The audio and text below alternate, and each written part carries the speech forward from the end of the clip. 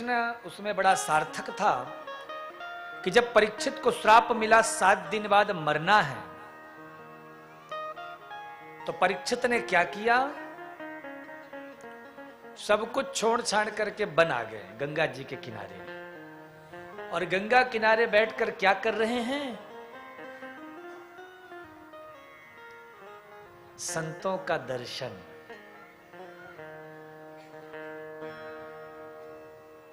और परीक्षित ने जब सुखदेव जी का दर्शन किया तो एक प्रश्न किया। प्रश्न क्या था?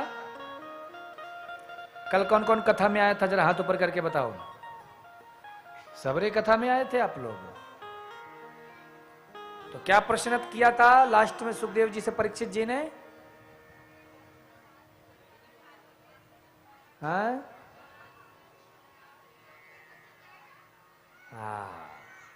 एक बार हमारे इस घर की छोटी बहू के लिए आप लोग जोरदार ताली बजाओ महाराज।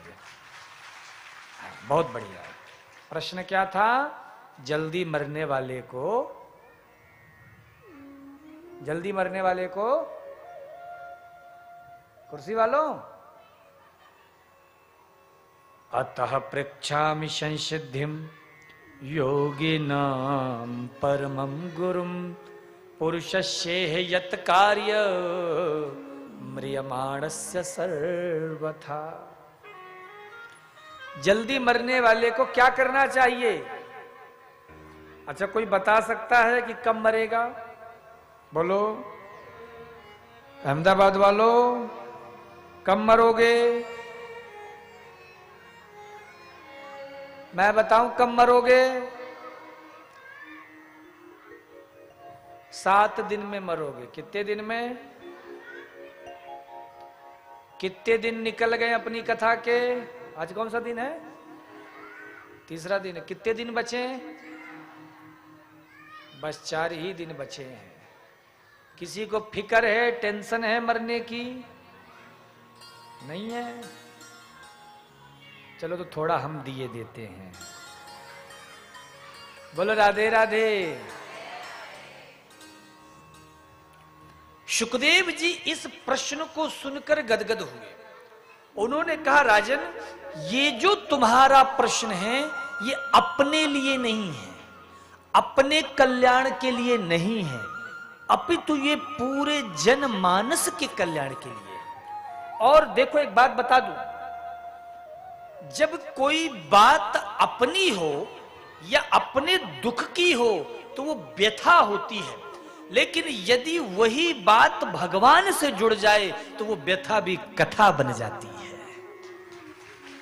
वो व्यथा भी कथा बन जाती है। परीक्षित तो व्यथित होकर कह रहे हैं ना कि 7 दिन बाद मरना है मुझे, तो मरने वाले को क्या करना है? लेकिन सुखदेव जी ने कहा, ये जो तुम्हारा प्रश्न है ये प्रश्न हमें भगवान से जोड़ रहा है।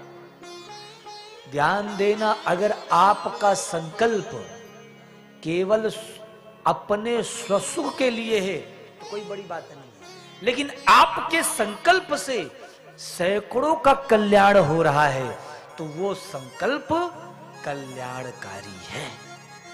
वो संकल्प जीवन को भक्ति मुक्ति से जोड़ने वाला है। इसलिए संकल्प भी कुछ करो तो ऐसा करो कि जिससे जनमानस का भी उद्धार हो सके। तो जल्दी मरने वाले को क्या काम करना है? पहले सुखदेव जी कह रहे हैं, सुनो। तस्मात् भारत सर्वात्मा भगवान ईश्वरो हरि श्रोतव्यः कीर्तितव्यश्च स्मर्तव्यश्चिक्षता भयम्। आहा, क्या बढ़िया बात कह रहे हैं। जल्दी मरने वाले को एक ही काम करना है।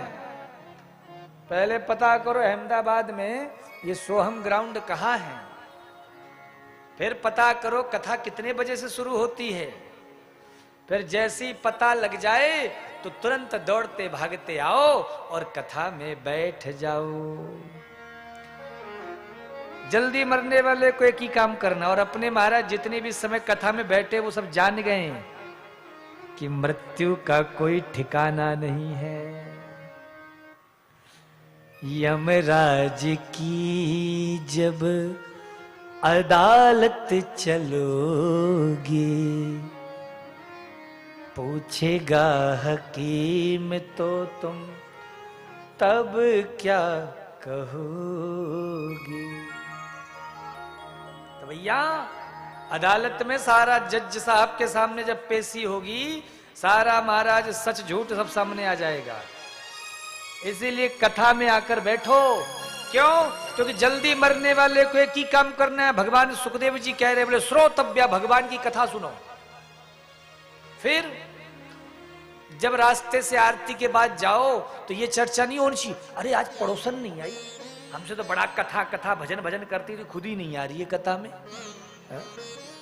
कीर्तितव्यः, व्यर्थ की चर्चा नहीं, भगवान की कथा की चर्चा करो। स्मर्तव्यः,